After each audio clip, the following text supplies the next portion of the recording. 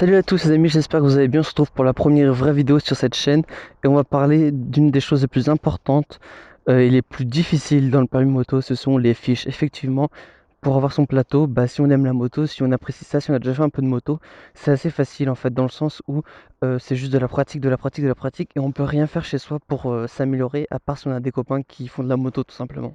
Tout ça, et bien sûr, si on conduit en dehors de la moto-école, il faut donc faire ça sur un terrain privé ou sur un carrefour, sur un parking de Carrefour, Leclerc ou autre, les dimanches quand c'est fermé, pour qu'il n'y ait pas de risque d'accident tout simplement. Soyez prudents.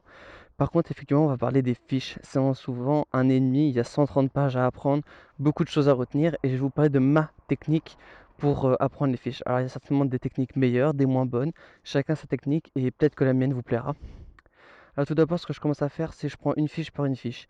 Donc déjà, je lis la fiche en entier, de A à Z, pour voir tous les détails.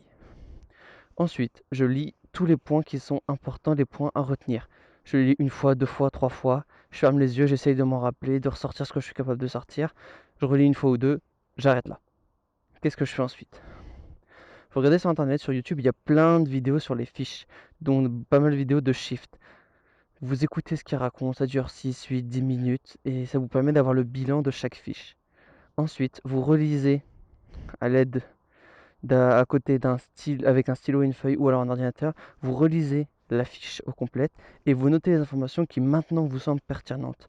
Donc tout ce qu'il y a à retenir, vous faites s'il y a 3 ou 4 sous-chapitres, vous notez tout ce que vous pensez dire, les valeurs, les chiffres, ce qui est pour vous le plus important.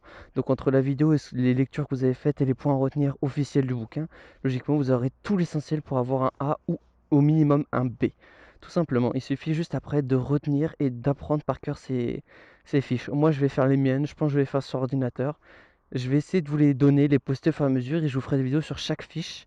Et je vous ferai, donc du coup, je vous passerai mon petit fichier à moi. Il y aura peut-être des choses à rajouter, des choses à enlever. Ça, c'est à vous de voir. Chacun sa méthode pour apprendre et comprendre. Mais le plus important, justement, c'est de comprendre et de ne pas ressortir du par cœur mot à mot, mais bel et bien d'apprendre.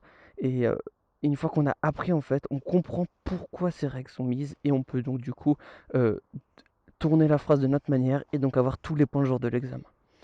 Voilà, donc petit bilan, je vous fais un petit récapitulatif. On lit la fiche en complète, on retient les points à retenir, on essaie de les ressortir sans regarder le bouquin, on regarde une petite vidéo explicative et on relit tout en notant à côté les points importants. Je pense que vous avez maintenant tout ce qu'il faut en main pour réussir. Je vous dis à la prochaine. Allez, ciao, bye bye.